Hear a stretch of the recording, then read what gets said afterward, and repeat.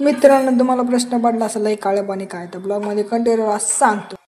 तर याची तयारी खूप आधीपासून करण्यात आलेली आहे. याच्यासाठी पक्का कलर घेऊन आलेला आहे व या करायचा आपल्याला कलर. आणि गॅसवर भगोन्याला जाळत पाण्यावर मीठ टाकलेलं आहे. आता भगोन्यात मीठ टाकून आणि हा काळा पावडर मिक्स केलेला आहे मी आता. आणि हे काळं माझ्या नशिबासारखं काळं एकदम बेकार दिसतंय.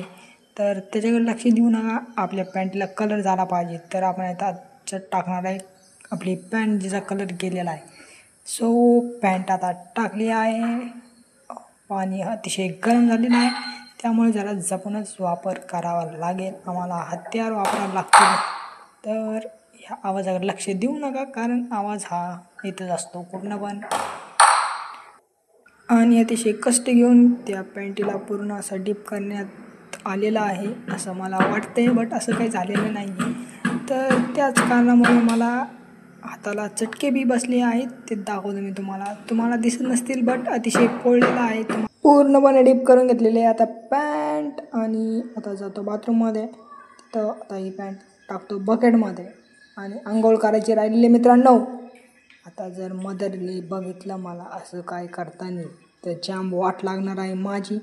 सो वाट लागू द्या, पण पॅन्टला कलर झालाच पाहिजे. तर पॅन्ट काढून घेतो बाहेर काढतो आणि तिच्यात सगळं पाणी काढून घ्यायचं मित्रांनो. बिनधास्त, काय टेन्शन नाही घ्यायचं. हो, तर पाणी दिल्यानंतर तर थांबा थोडे वेळ आणि मग टाका दुसऱ्या बकेटमध्ये, ज्याच्यामध्ये स्वच्छ. मग ती पॅन्ट टाकायची स्वच्छ पाण्याच्या बकेटमध्ये, अशी डुबवायची.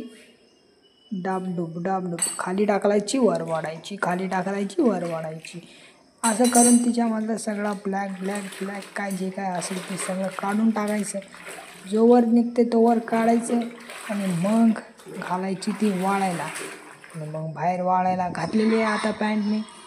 सो काय अजून रिझल्ट काय आता लगेच दिसणार नाही. पॅन्ट वाळून द्यायची. मित्रांनो, अतिशय सुंदर असा रिझल्ट आलेला आहे.